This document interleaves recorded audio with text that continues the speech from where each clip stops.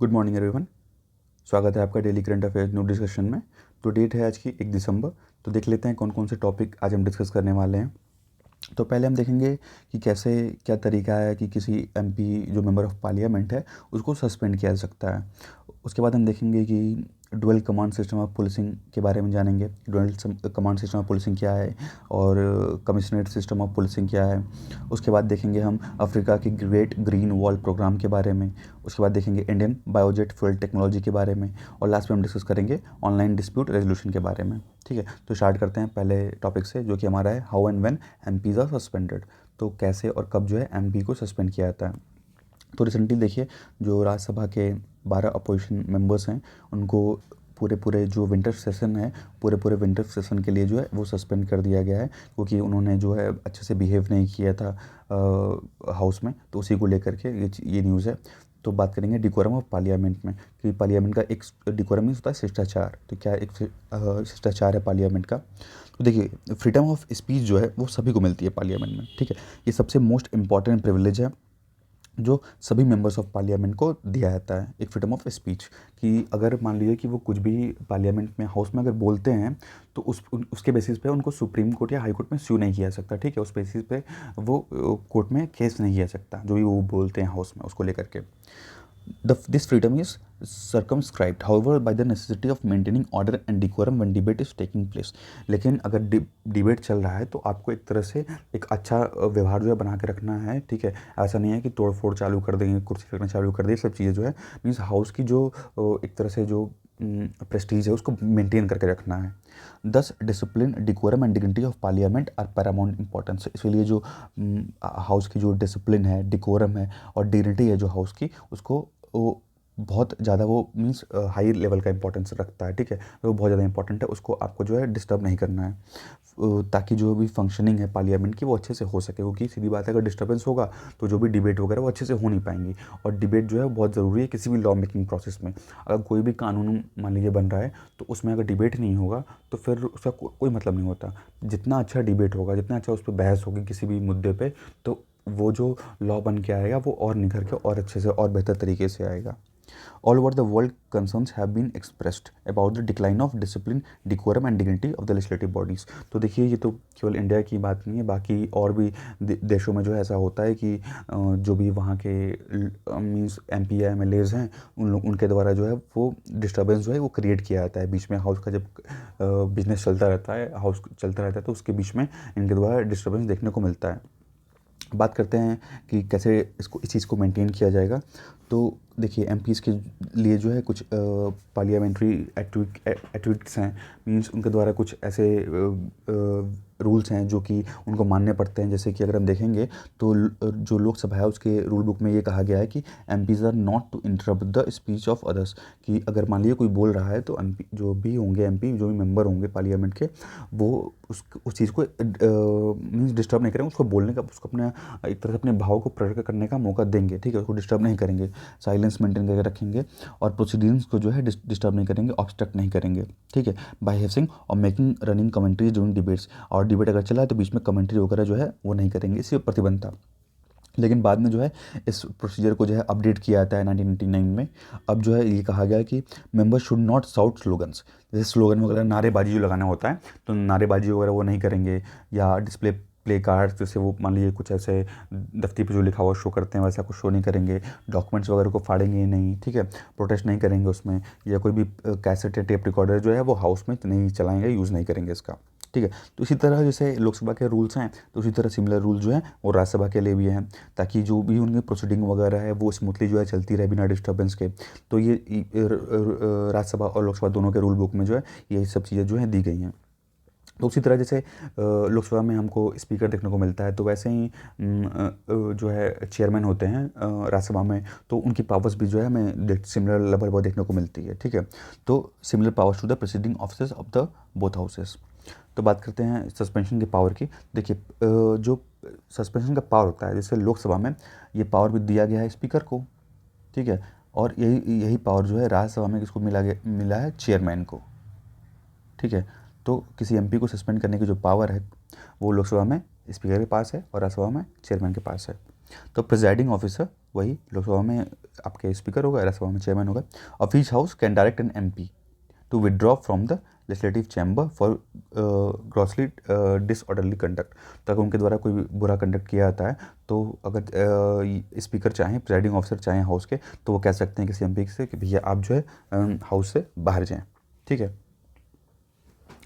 उसके बाद the M P then has to remain absent from the proceeding, और तब तक के लिए क्या होगा कि जब तक सेशन चल रहा है, वो दिन चल रहा है, तब तक के लिए उस एमपी को जो है बाहर रहना पड़ेगा। या उसके अलावा प्रिसाइडिंग ऑफिसर जो है एक तरह से उसको सस्पेंड भी कर सकते हैं। प्रिसाइडिंग ऑफिसर जो है उसको नेम कर सकते हैं of an MP for persistently and wilfully obstructing the business of the house. और ऐसे केस में क्या होगा, अगर मान लीजिए कि अगर हाउस के बिजनेस को वो बहुत ज़्यादा डिस्टर्ब कर रहे हैं, ठीक है, तो उस समय क्या किया जाएगा कि जो पार्लियामेंट्री अफेयर मिनिस्टर्स होते हैं वो एक मोशन मूव करेंगे for suspending the offending MP from the service of the house.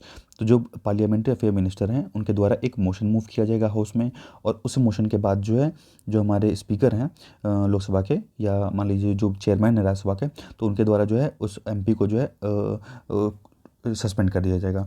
और ये सस्पेंशन तब तक रहेगा जब तक सेशन जो है ख़त्म नहीं हो जाता। तो जैसे अभी विंटर सेशन चल रहा है, ठीक है, तो जब तक विंटर सेशन पूरा ख़त्म नहीं हो जाता है तब तक के लिए ये 12 जो मिनिस्टर हैं ये सस्पेंड रहेंगे, ठीक है।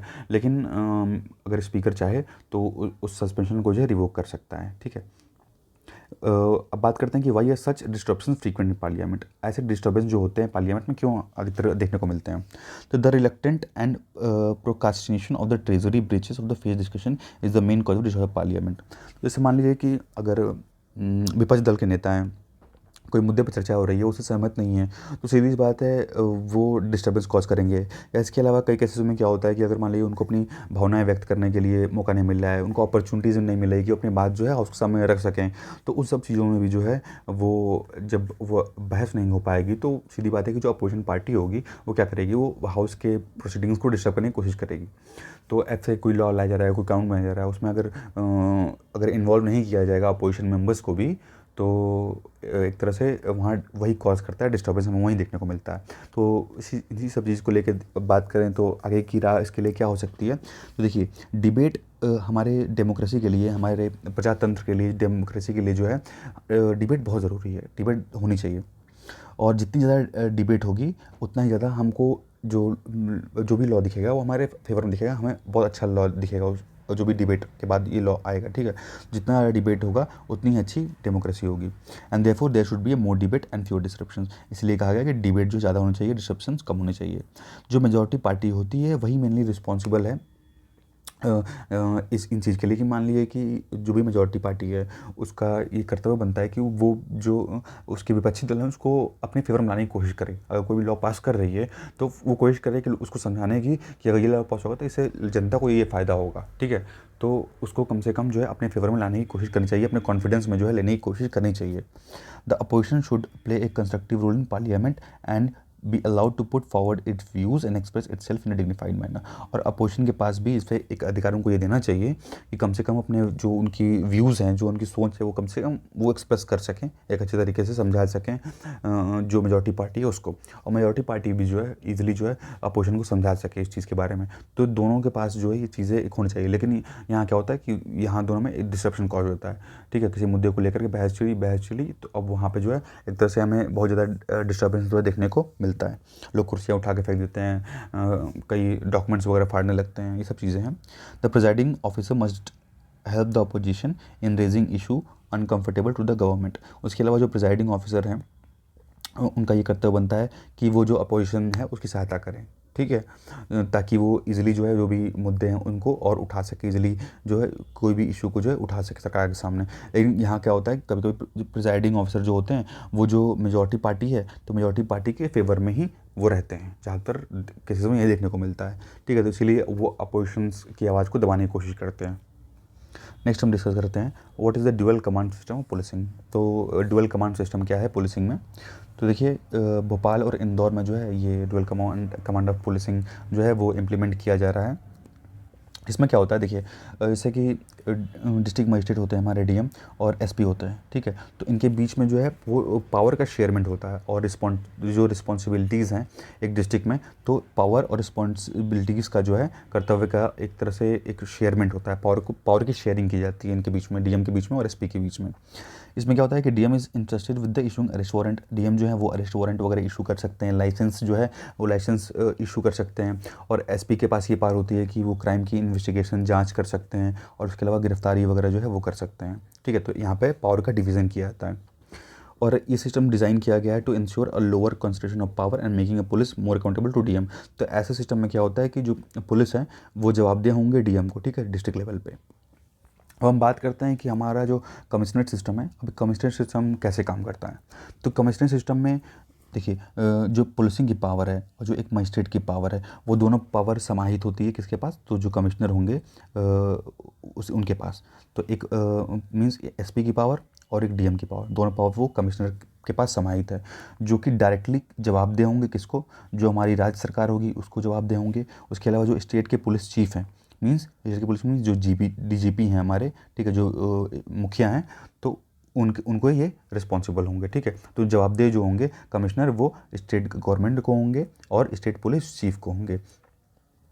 उसके बाद देखिए जो commissioner of police under commissioner system exercises the power and duties of district magistrate. तो कमिश्नर सिस्टम के अंदर जो है जो कमिश्नर होते हैं, कमिश्नर सिस्टम के अंदर क्या करते हैं, एक डीएम और डीएम की जो पावर और जो ड्यूटीज़ हैं उनकी, वो कमिश्नर के पास चली जाती हैं, वो एक्सरसाइज करते हैं। और ये पावर जो है देखिए वो चाहे तो एक तरह से किसी और को भी ट्रांसफ़र कर सकते हैं। जैसे मान लीजिए कि उस जगह पे हैं तो अपने नीचे भी वो किसी अधिकारी को नियुक्त कर सकते हैं अपने कुछ काम देखने के लिए। तो वो जो अधिकारी होंगे वो असिस्टेंट कमिश्नर ऑफ पुलिस की रैंक से नीचे नहीं होने चाहिए, असिस्टेंट कमिश्नर ऑफ पुलिस के रैंक से ऊपर ही होने चाहिए। The police are also empowered to conduct executive proceedings in issue of written orders.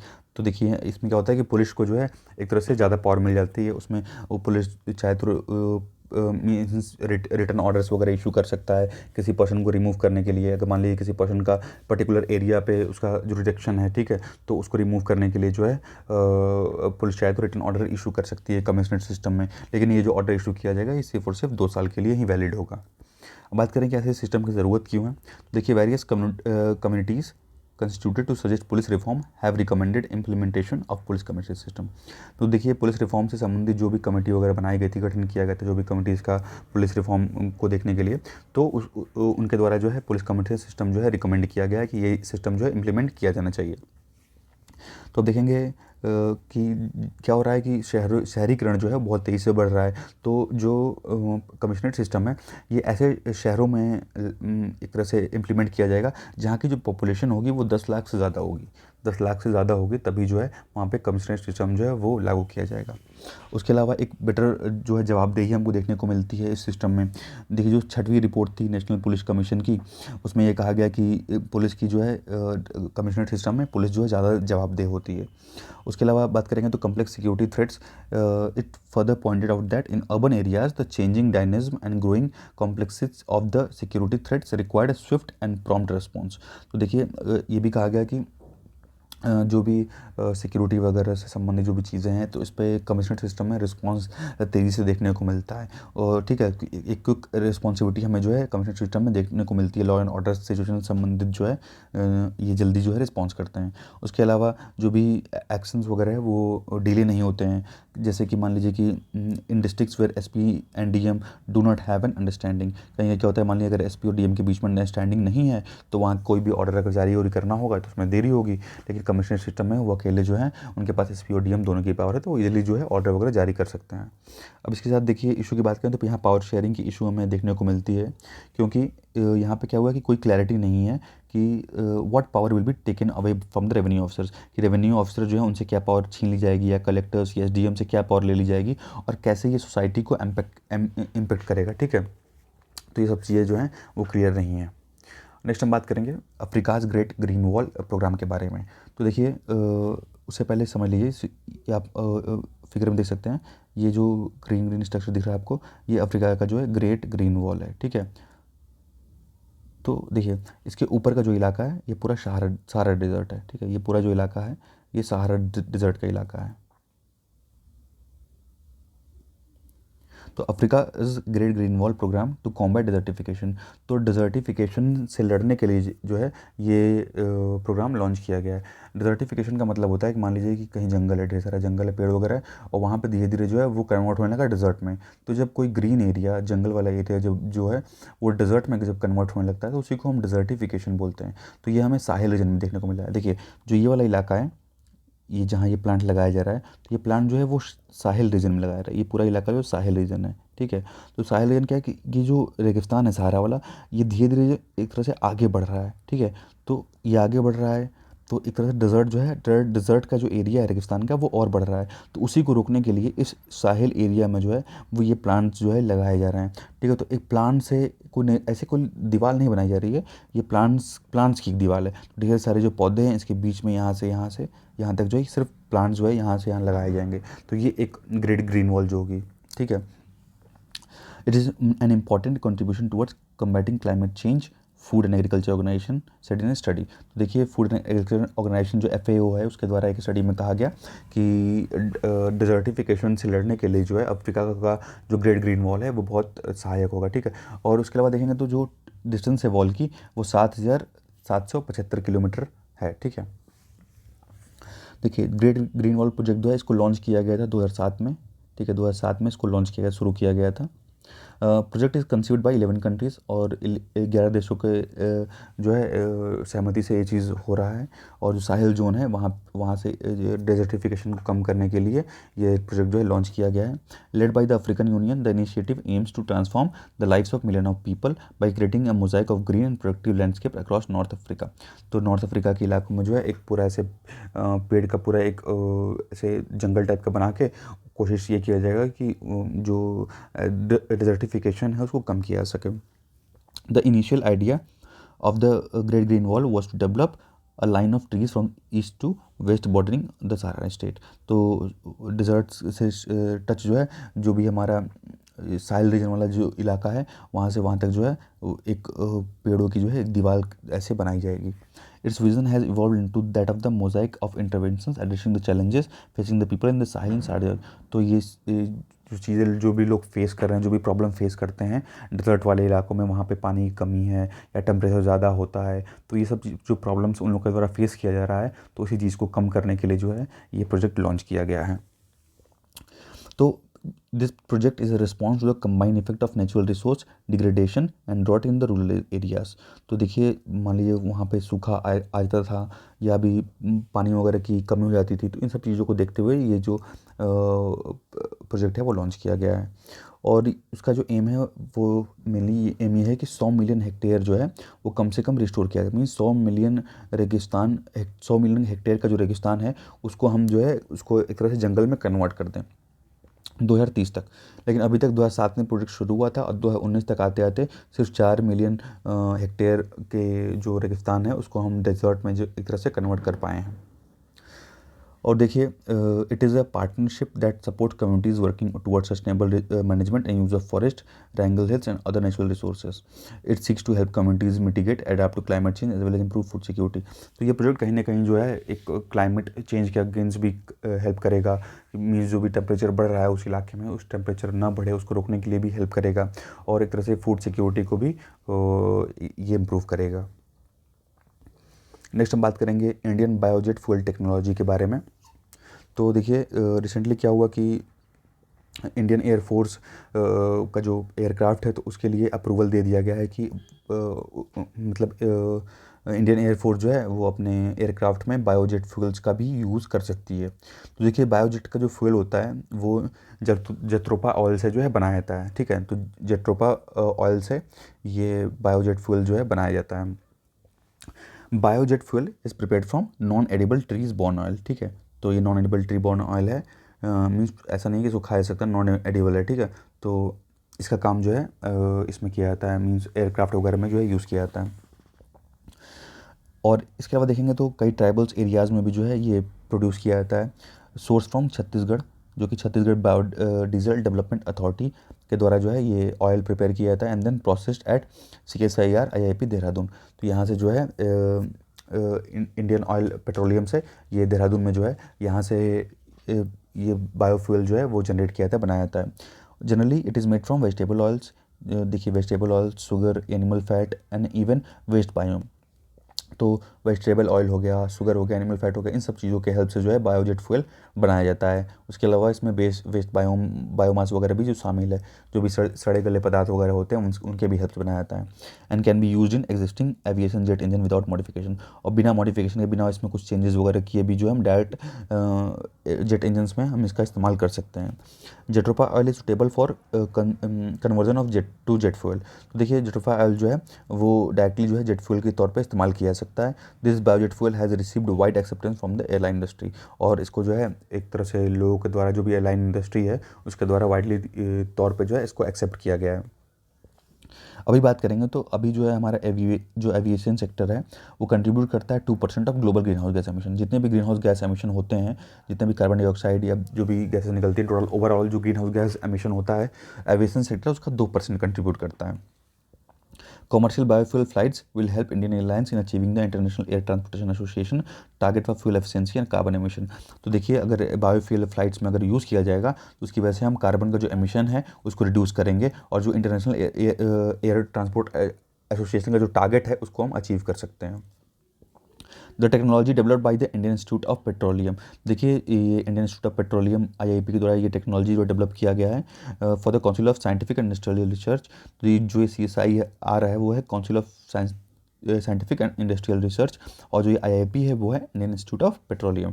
Has undergone evaluation test and trials over the last 3 year. तो 3 साल से जो है इसका टेस्टिंग वगैरह चल रही थी, और फाइनली जो है उसके बाद 3 साल के टेस्टिंग के बाद इसको अप्रूवल दे दिया गया है कि अब इसको जो है हमारी एयरफोर्स टीम वो यूज़ कर सकती है। Earlier on 26 January 2019, an AN-32 aircraft filled with blended biojet fuel has flown over Rajpath. तो देखिए 26 जनवरी 2019 को जो है AN-32 एयरक्राफ्ट हमारा जो है बायोजेट फ्यूल के साथ जो है उड़ा था राजपथ के ऊपर नई दिल्ली में, जब हमारा रिपब्लिक डे का सेलिब्रेशन हो रहा था। बात करेंगे बायोफ्यूल्स की, तो देखिए बायोफ्यूल्स जो हैं ये मैन्युफैक्चर किए जाते हैं बायोमास वगैरह से, ठीक है। तो बायोमास की हेल्प से जो है इनका मैन्युफैक्चर होता है, और बायोमास रिसोर्स आज biodegradable fraction of product waste and residues from agriculture, forestry related industry. तो जो भी मीन्स ऐसे वेस्ट होते हैं जो कि डिग्रेडेबल होंगे, मीन्स ऐसे पदार्थ जो सड़ जाएँ, तो मीन्स ऐसे जैसे मान लीजिए कि कोई नॉर्मल जैसे फूड वेस्ट हो गया, ठीक है, फूड वेस्ट के अलावा, या सपोज़ करिए कोई एग्रीकल्चर वेस्ट हो गया, तो ऐसे ऐसे वेस्टेज जो इजीली डिग्रेड हो सकते हैं, मिट्टी में मिल जाते हैं सड़ के, तो उनके हेल्प से जो है ये बायोफ्यूल जो है वो बनाए जाते हैं। अब बात करें कैटेगराइजेशन का, इनको देखिए 4 कैटेगरी में डिवाइड किया गया है। तो पहला जनरेशन का देखते हैं, produce from food crops like maize, corn, sugar cane, rapeseed, palm, soybean into ethanol. देखिए इन सब चीज़ों के हेल्प से जो है इसको कन्वर्ट किया जाता है एथेनॉल, जो कि एक बायोडीजल है, using a similar process that in beer and wine making. जो एक बियर और वाइन बनाने का जो तरीका है कि इन सब, जैसे कि जो भी मेज़ है, कॉर्न है, उसको एक तरह से सड़ा के जो है उसकी गैस को जो है एज ए बायोगैस यूज़ किया जाता है। सेकेंड जनरेशन का जो प्रोसेस है वो है produce from non food crops and organic agriculture waste which contain cellulose. दूसरा जो है वो सेलुलोज की हेल्प से, जैसे कि आपको पता है कि जो प्लांट की जो लीव्स होती हैं, तो जो लीव्स होती हैं उसमें सेलुलोज प्रेजेंट होता है। तो जो भी एग्रीकल्चर वेस्ट हमको मिलेंगे उसमें हमको कहीं ना कहीं उसमें सेलुलोज देखने को मिलेगा, तो उसकी हेल्प से जो है हम यहाँ पे बायोफ्यूल जनरेट कर सकते हैं। ये सेकेंड प्रोसेस है इसका। थर्ड जनरेशन देखिए, तो derive from algae also known as green hydrocarbon. Algae की हेल्प से भी बनता है, जिसको हम ग्रीन हाइड्रोकार्बन बोलते हैं। जो फोर्थ जनरेशन है हमारा, वो produce sustainable energy as well as capture and store CO2 by converting biomass material. तो क्या करता है, CO2 को कैप्चर करता है और उसको बायोमास मटेरियल में कन्वर्ट कर देता है, which have absorb CO2 while growing into fuel. तो वो क्या करते हैं, वो CO2 को जो है एब्जॉर्ब कर देते हैं और उसको एक तरह से फ्यूल में जो है वो कन्वर्ट कर देते हैं। ये फोर्थ जनरेशन का है। नेक्स्ट हम बात करेंगे ऑनलाइन डिस्प्यूट रेजोल्यूशन की। तो देखिए नीति आयोग ने जो है रिलीज़ किया है एक report, designing the future of dispute resolution, ठीक है। The ODR policy plan for India to scale dispute avoidance containment and resolution online. तो जो भी डिस्प्यूट्स वगैरह होते हैं दो लोगों के बीच में, तो उस डिस्प्यूट्स को जो है ऑनलाइन सेटलमेंट के लिए नीति आयोग के द्वारा एक प्लेटफॉर्म लॉन्च किया गया है। The roll out for the stated recommendations on the report can be help make India a world leader using technology and innovation दो ऑनलाइन डिस्प्यूट रेजोल्यूशन, ठीक है। तो ये ऑनलाइन माध्यम से जो है जो भी डिस्प्यूट, जो भी समस्याएं होती हैं, तो उन समस्याओं को हल करने के लिए ये ऑनलाइन डिस्प्यूट रेजोल्यूशन की शुरुआत की गई है, ताकि सभी को जो है एक तरह से जस्टिस जो है मिल सके। देखिए इसके जो चेयरमैन हैं ये सुप्रीम कोर्ट के जस्टिस हमारे AK सिकरी रिटायर्ड जज हैं, ये इसके चेयरमैन होंगे। Recommends measure at 3 levels to tackle changes in adopting ODR framework in India. तो ये देखिए कुछ फ्रेमवर्क बताते हैं ये किन हम कैसे ODR जो हमारा ऑनलाइन डिस्प्यूट रेजोल्यूशन है उसको हम कैसे टैकल कर सकते हैं, कैसे हम चेंजेस वगैरह को अडॉप्ट कर सकते हैं। तो पहले देखेंगे स्ट्रक्चर लेवल पे it suggest actions to increase digital literacy, और ये इनके द्वारा ये कहा गया कि डिजिटल लिटरेसी जो है डिजिटली जो है लोगों को शिक्षित करने की आवश्यकता है। लोग जो हैं वो एक्सेस कर सकें डिजिटल इंफ्रास्ट्रक्चर को, इसमें भी हेल्प करने की आवश्यकता है। प्रोफेशनल जो है उनको एक तरह से ट्रेनिंग देने की आवश्यकता है as neutral to deliver ODR services, ताकि जो भी ODR सर्विसेज हैं वो लोगों तक पहुंचाई जा सकें। और बिहेवियर लेवल की बात करें तो रिपोर्ट रिकमेंड ये करता है कि adoption of ODR to address dispute involving government department and ministries. तो इसमें जो डिस्प्यूट रेजोल्यूशन है इसमें जो भी गवर्नमेंट के कुछ डिपार्टमेंट्स और मिनिस्ट्रीज़ का भी इन्वॉल्वमेंट होना ज़रूरी है। और रेगुलेटरी लेवल पर देखा जाएगा तो रिपोर्ट ये रिकमेंड करता है कि a soft touch approach to regulate ODR platform and services, this involve laying down design and ethical principles to guide ODR service providers to self regulate while fostering growth innovations in the ecosystem. तो भी जो भी innovation वगैरह है उसको use किया जा सकता है ODR प्लेटफॉर्म ODR सर्विसेज के लिए, और उसको जो है और अच्छे से एक तरह से सर्विस जो है लोगों को प्रोवाइड की जा सकती है। ये रिपोर्ट जो है स्ट्रेस करता है on strengthening the existing legislative framework for ODR by introducing necessary amendments to statutes. The report offers a phase implementation framework for ODR in India. और ये रिपोर्ट ये कहता है कि ODR जो ऑनलाइन डिस्प्यूट रेजोल्यूशन मैकेनिज्म है उसको India में जो है अप्लाई जो है करना चाहिए। बात करें ODR के बारे में तो ODR जो है वो is the resolution of disputes particularly small and medium case values using digital technology and techniques of ADR such as arbitration, conciliation and meditation. तो ये एक ऑनलाइन डिस्प्यूट रेजोल्यूशन मेथड है जिसके द्वारा जो है ऑनलाइन जो भी डिस्प्यूट वगैरह होते हैं उनको जल्दी हम सॉल्व कर सकते हैं। It refers to the process of using technology for dispute avoidance, containment and resolution outside the traditional court system. तो कोर्ट सिस्टम जो कोर्ट वगैरह की झंझट से छुटकारा है, एक तरह से कोर्ट में जाने से आप ऑनलाइन जो है वो एक तरह से अपने केस को जो है लड़ सकते हैं, सॉल्व करा सकते हैं। As a dispute resolution avenue it can be provided both as extension for the public and court system and outside of it. तो एक तरह से कोर्ट सिस्टम के अलावा बाहर भी जो है हम एक तरह से जस्टिस को अचीव कर सकते हैं, इसका मेन मकसद ये है। Increasing ODR has received impetus across government business and even the judicial process to tide over the constraints due to COVID-19। तो COVID-19 के आने के बाद से एक तरह से ODR जो है इंपॉर्टेंट हमें हो जाता है कि उसके लिए हमें कोर्ट जाने की आवश्यकता नहीं है, हम इजीली जो है ऑनलाइन डिस्प्यूट्स को जो है सॉल्व कर सकते हैं। ज़रूरत क्यों है? तो COVID-19 pandemic resulted in large section of society unable to receive timely access justice. देखिए कोरोना की वजह से पैंडेमिक में क्या हुआ कि बहुत लोग ऐसे थे सोसाइटी में जिनको जस्टिस नहीं मिल पाई पैंडेमिक की वजह से। The pandemic also led to the deluge of disputes for the burdening the already lengthy court process.